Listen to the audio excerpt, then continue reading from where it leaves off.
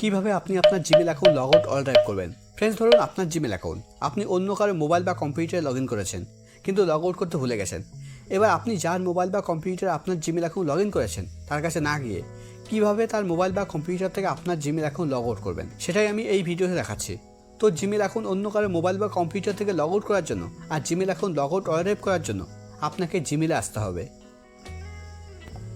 জিমেলে আসার পর একদম উপরে বাঁদিকে দেখুন একটা 3 লাইন আছে, আপনাকে 3 লাইনে ক্লিক করতে হবে।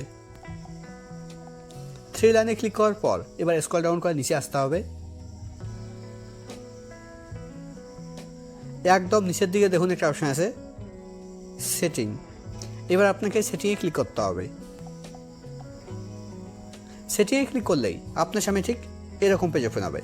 তো আপনি যে জিমেল অ্যাকাউন্ট অন্য কারো মোবাইল বা কম্পিউটারে লগ ইন করেছেন কিন্তু লগ আউট করতে ভুলে গেছেন, সেটা আপনি আপনার মোবাইল থেকে লগ আউট করতে চাইছেন, সেই জিমেল আইডির উপর আপনাকে ক্লিক করতে হবে।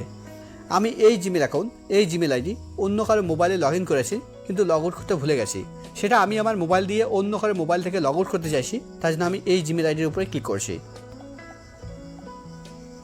জিমেল আইডির উপরে ক্লিক করার পর এবার এখানে একদম উপরের দিকে দেখুন একটা অপশন আছে ম্যানেজ ইওর গুগল অ্যাকাউন্ট, এবার আপনাকে ম্যানেজ ইওর গুগল অ্যাকাউন্টের উপরে ক্লিক করতে হবে।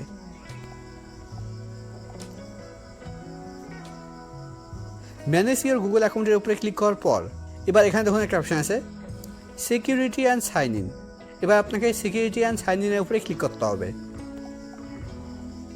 সিকিউরিটি অ্যান্ড সাইন ইনের উপরে ক্লিক করার পর এবার স্ক্রল ডাউন করে নিচে আসতে হবে। এখানে নিচের দিকে দেখুন একটা অপশন আছে ম্যানেজ অল ডিভাইস, এবার আপনাকে ম্যানেজ অল ডিভাইসের উপরে ক্লিক করতে হবে।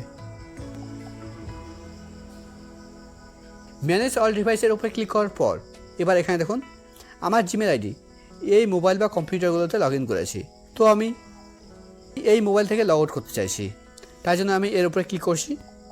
দেখুন আমি এই মোবাইলে 108 দিন আগে লগ ইন করেছি, সেটাও কিন্তু এখানে লেখা আছে। তো আমি এর উপরে ক্লিক করছি।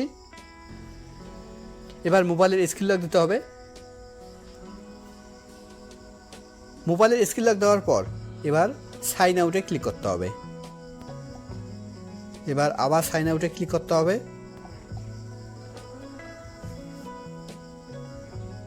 দেখুন আমার জিমেল আইডি কিন্তু লগ আউট হয়ে গেছে, আমি যে মোবাইল থেকে লগ আউট করলাম সেই মোবাইল থেকে কিন্তু লগ আউট হয়ে গেছে। এবার আপনি সেম সবগুলো মোবাইল থেকে মোবাইল বা কম্পিউটার থেকে একইভাবে লগ আউট করতে পারবেন। এটাও এইভাবে লগ আউট করতে পারবেন, এটাও যতগুলো মোবাইল বা কম্পিউটার আপনি লগ ইন করেছেন সবগুলো থেকে লগ আউট করতে পারবেন।